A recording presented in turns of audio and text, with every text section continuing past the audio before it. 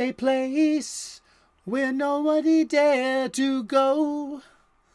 The love that we came to know, we called it Pikachu. Oh, I hope I don't get struck for that.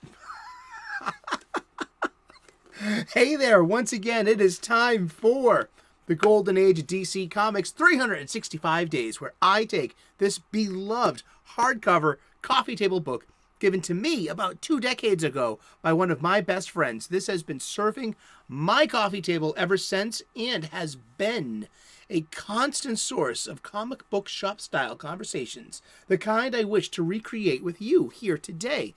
Thank you so very much for tuning in. We are using this 365 Days book for its intended purpose. We are going to open up to today's date, which is December the 27th. We're going to look at some comic book art of an antediluvian age. We're going to read the blurb, and then we're going to talk about comic books. And we've been talking about comic books every day all year, and you know it. We're wrapping this year up, and then we've got plans for next year as well to talk about comic books every day at 3 p.m. U.S. Eastern. Turn on those notifications. Yes, we're going to keep talking about comic books. You are the most important ingredient in this recipe. Our conversation here about comic books. Keep those comments coming. If I can catch the premiere at 3, I will see you in the live chat. And some of you I usually do. It's great to have this ongoing conversation. I hope you are doing well, and I hope that you are clobbering your problems and not being clobbered by them. This is true. Alrighty. Well, the Golden Age of DC Comics runs between 1938 and 1955. The Silver Age between 1956 and 1970. The Bronze Age, I'm a Bronze Age baby myself, goes between 1970 and 1984. And the Copper Age begins in 1984 and goes until 1993, I believe. And now we're currently in some kind of catch-all modern age that's been going on for 30 years. I get these definitions and standards from the Overstreet Comic Book Price Guides glossary. This is the most current edition, so I looked it up. RTFM, read the manual. And this in itself is a 2004 Abrams publication, written and curated by Les Daniels, Chip Kidd, and Geoff Spear. And 2004 Anchor Press. And this was gifted to me about 2 decades ago. And it's had a few different lives. And I've read it a few different times. But never like this. And I thought that this would make a great excuse for a show to talk about comic books for a couple of minutes every day. And that turned out to be a good habit to take up. And I'm glad that you're here for this too. So let's get to it.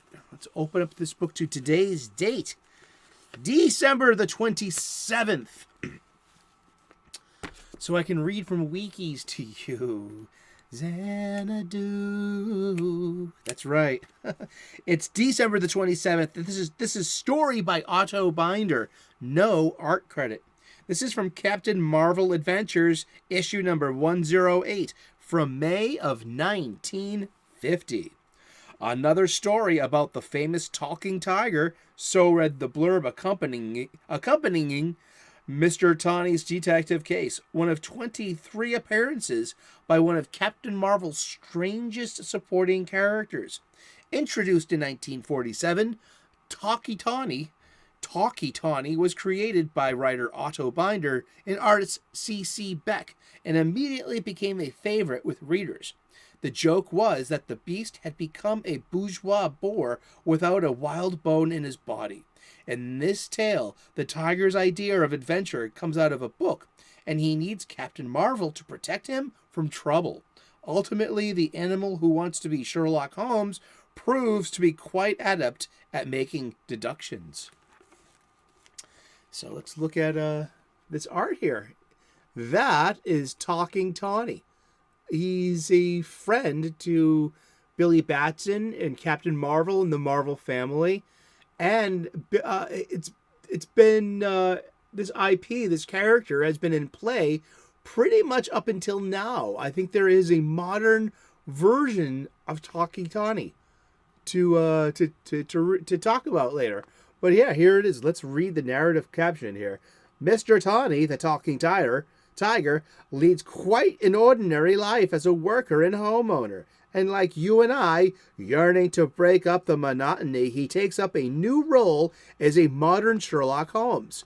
With Captain Marvel as his Dr. Watson, Mr. Tawny plays the part of a mastermind sleuth courting thrilling adventure and danger. Aha! Fresh footprints! A clear trail! A criminal I'm looking for must be close now! Holy moly! Look out, Mr. Tawny!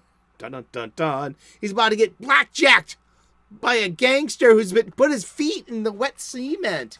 Who would do that? That's Talking Tawny, yeah. That's our comic book panel from today, from 1950. From a definitely a different era. And who is Talkie Tawny? I'm going to read this, of course, you guessed it, from the wiki. Talkie Tawny is a fictional character, an anthropomorphic tiger, who appears as a supporting character of Captain Marvel and the Marvel family in superhero / talking animal comic book stories published by Fawcett Comics and later DC Comics. I wonder if he had any crossovers with, like, the terrific Watsits or Captain Carrot.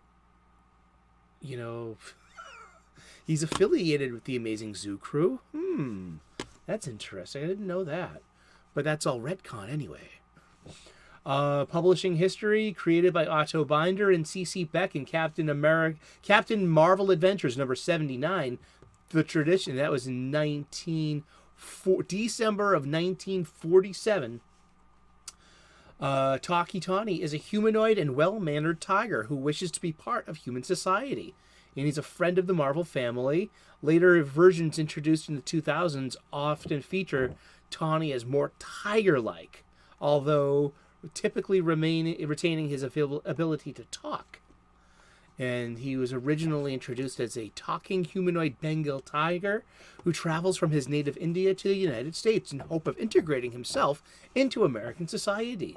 Although he makes every effort to be sociable, the simple presence of the talking tiger in the city terrorizes the public, leading Captain Marvel intervening. Upon learning through the wisdom of Solomon, the S in Shazam, that Tawny is a friendly and reasonable fellow who did not mean to cause trouble, Captain Marvel helps Tawny become a respectable part of society and secures a job for him as a tour guide at the local museum.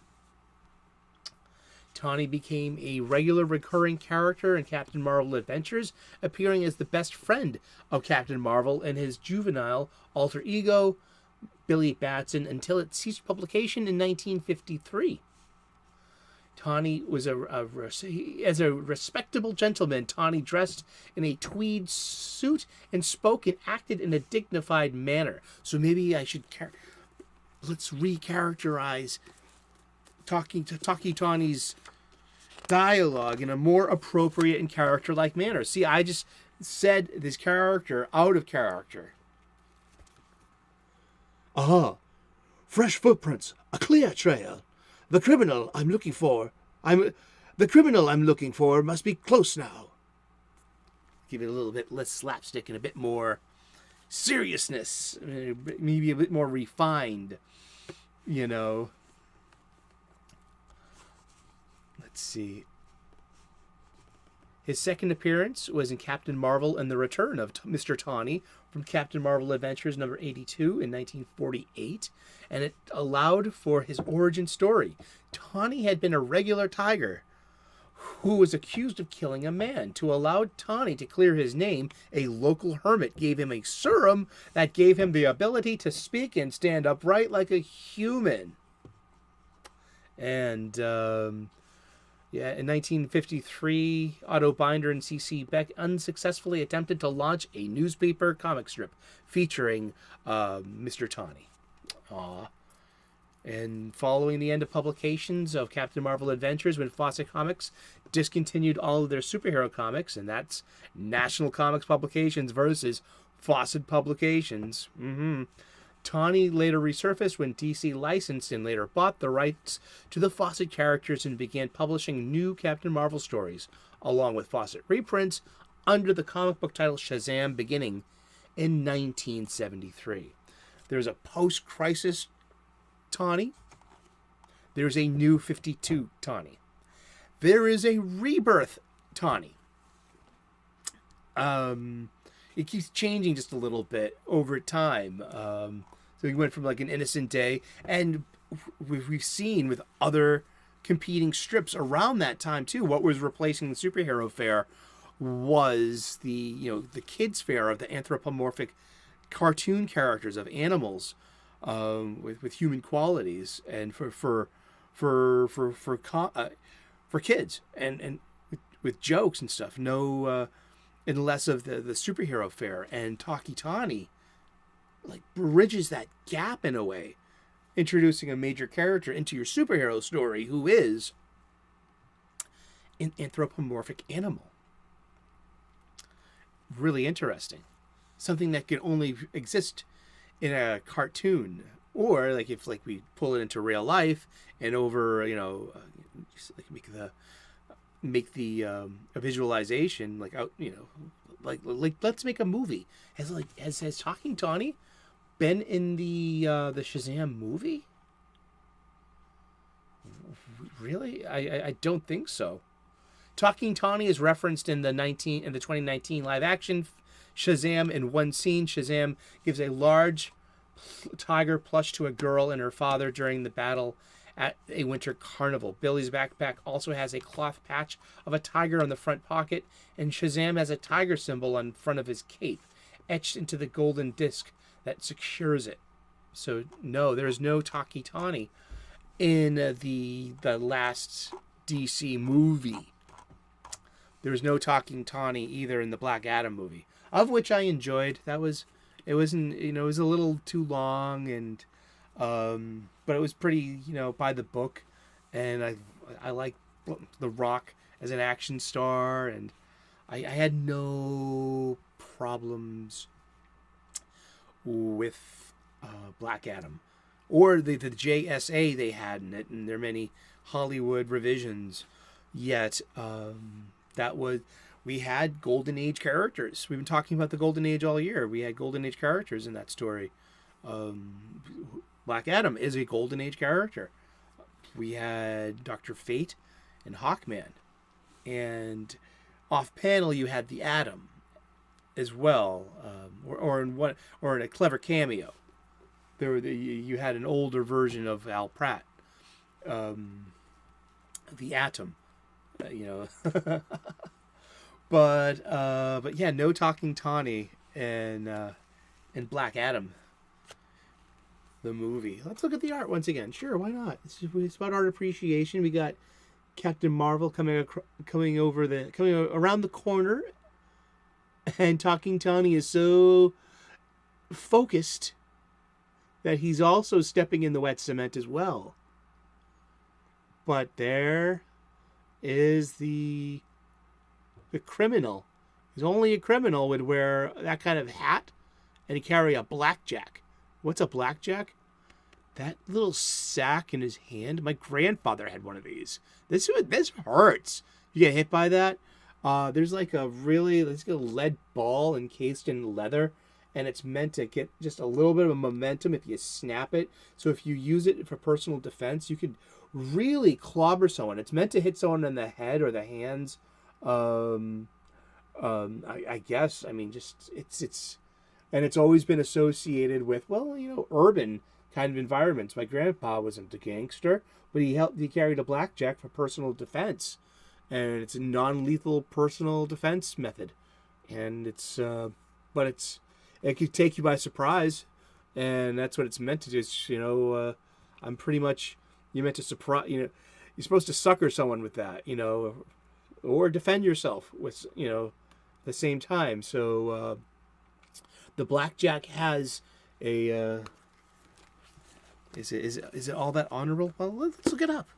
We should be talking about the many lives of Talking Tawny. How we got into the 70s songs such as Xanadu by Olivia Newton-John, and My favorite version is the ELO, Electric Light Orchestra version, because I can't hit all of Olivia's high notes, but I can sing like Jeff Lynne. And what is a blackjack? Blackjack. A weapon. Yeah, just blackjack weapon. A hand weapon a hand weapon typically consisting of a piece of leather enclosed metal with a strap or springing shaft for a handle. Yeah, it's just a blackjack. That's the dissemination page of Wiki. That's not the Wiki we wanted. Yeah, but you have to be in striking distance and have someone up close to be able to, you would like, bap! You know what I mean? Pow! I mean, yeah. But I remember, like, handling it and, like, going, like, ow, that's kind of hurt. You get cracked in the head with one of those, that it's meant to maybe daze an opponent, maybe make them, render them unconscious. I mean, so used for defense, it could, like, you can hopefully strike once and run away, and you're not going to, like, injure your attacker or fatally, but you can at least stun them long enough that you can get away. But also as a nefarious use, that's used just to stun someone, so you can, further your crime. There goes Takitani. Oh no, look out, Takitani. And one version of Takitani, I think it was the new 52 version, was an actual tiger that resided in the pits in the Philadelphia Zoo. What is it? Let's see, it's New Earth. No, New Earth. The New Earth definition of Takitani is different than the Earth than the Prime Earth. Prime Earth is like New 52 Earth, and Takitani is a tiger who resides in the Philadelphia Zoo, and so by Billy sharing his Shazam power with the tiger, he turns it into like Battle Cat of He-Man. So now like Taki's like 11 feet tall and very like feral and tiger-like, but yeah, that's just one version of Takitani. Yeah. One of my favorite versions of Takitani recently, though, was Grant Morrison's use of him in Final Crisis. What is Final Crisis? I'm going to tell you. I love the Final Crisis stories. Final Crisis is a crossover storyline appearing in comic books published by DC Comics in 2008, almost 15 years ago. Primarily the 7-issue miniseries of the same name written by Grant Morrison. And it was like the day that Darkseid won. And Takitani had his role in there. And he was kind of attending to Freddie Freeman, who's inherited the red power. He was no longer Captain Marvel Jr., he was Shazam. And so there was a transition there, but Takitani had a really nice story moment where he defeated Calabac. Calabac was the son of Darkseid and one of his conquerors. And Calabac was in the body of a genetic mutation of a tiger or a lion or something. And this is going like very Kirby-like and Kirby Fourth World stuff. This is Grant Morrison basically regurgitating his entire knowledge of this 9-pound book of Kirby Crackle and Kirby-esque stuff, but he made Calabac into, or basically all of the new gods into mind viruses that could inhabit a host. So like Darkseid was in this person, Desaad was in Mary Marvel. Yeah, that was cool. That was an interesting heel turn for a while. And Takitani fought Calabac and killed him, and then took control of the rest of of Calabac's tribe, who all bent a knee because of the right of combat. And Takitani had a jetpack and a weapon called the Quantum Blunderbuss. I love Grant Morrison stories. The Quantum Blunderbuss, I believe, is a Quantum Blunderbuss. I think it's yes, I meant the blunderbuss with 2 S's. I should put Shazam.